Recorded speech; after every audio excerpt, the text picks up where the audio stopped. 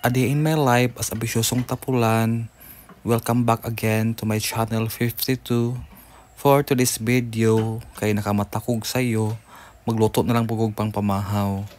3 AM ko nakamata guys, anya nakatulog ko, alas 12 na pod sa kadlawon. Amot aning matahan nila ni bago ko diri sa among gipuy-an. Nga dugay katulog, dugay sayo ra ka makamata, magsiglabad akong ulo.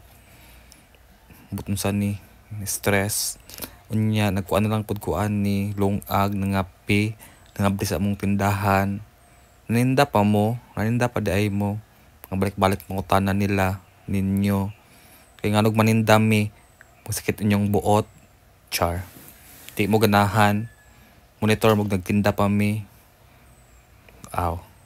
charot lang.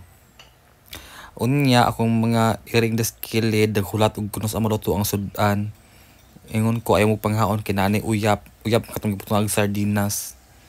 Kawan to na daot. Sagol na ko sa gulay. Pwede daay na. Yes, pwede na basta sa mo ang kusina. Ang butlag sa inyo ha og pwede ba?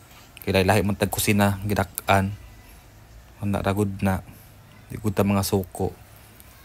Nya pagkataod-taod ani kuan na luto na di tugog balik ang kuanan na gyud diri guys is pabor kay tanan ba kay ang kusina namo nasulod sa balay, ang CR nasulod sa balay, ang tindahan nasulod sa balay.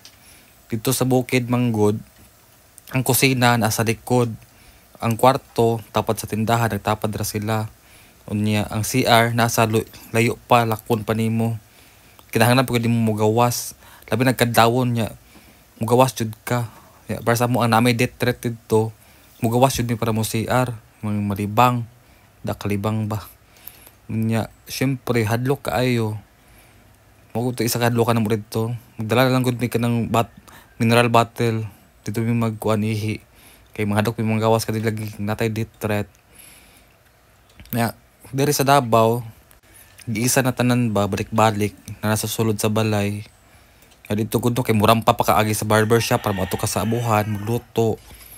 Napay mga kuan mo reklamo kang magluto kag bulad.